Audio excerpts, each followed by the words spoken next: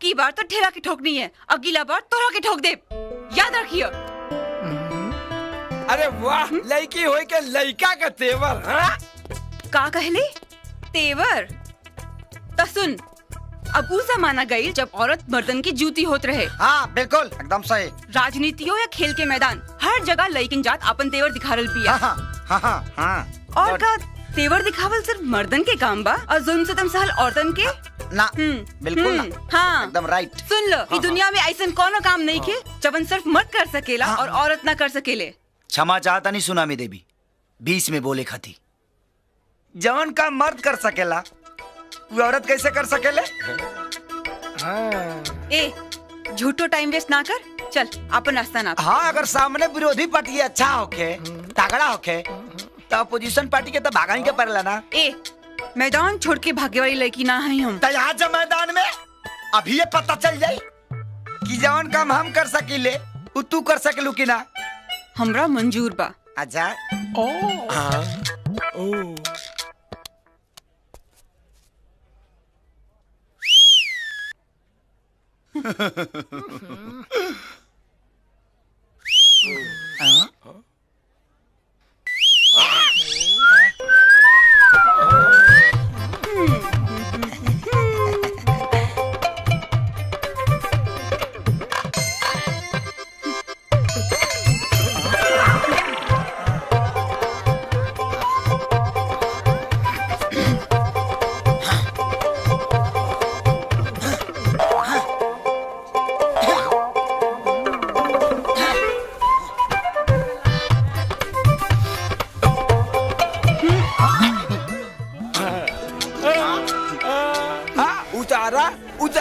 उतारा ऐसे उतारा,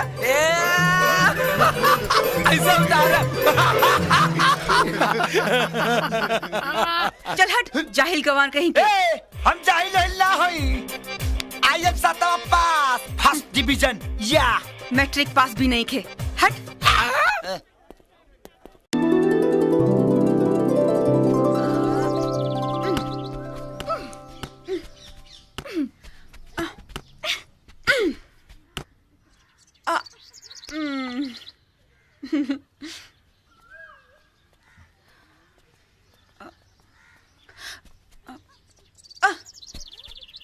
संभाल के।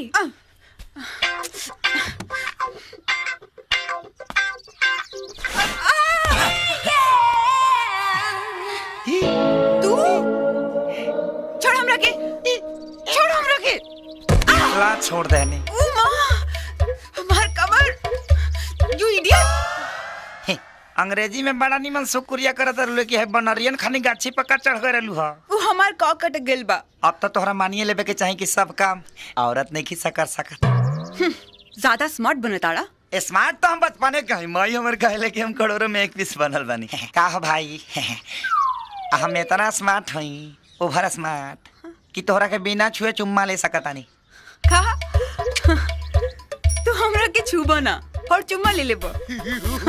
कुछ पागल कहीं के। अगर तोरा विश्वास नहीं हो तो लागल 100 रुपए के बाजी।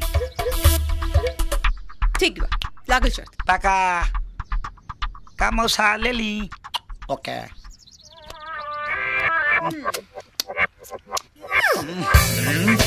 Control control. सटल दे।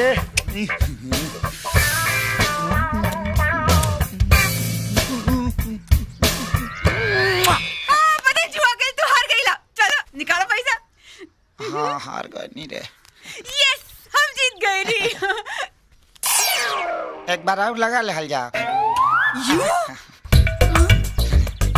एगो चुम्मा मिल गइल बा। ये तो सचमुच बड़ स्मार्ट निकलल। 100 रुपए में तार चुम्मा ले लिया काजल। काजल वे ना जो नाक के रौनक बढ़ा देले।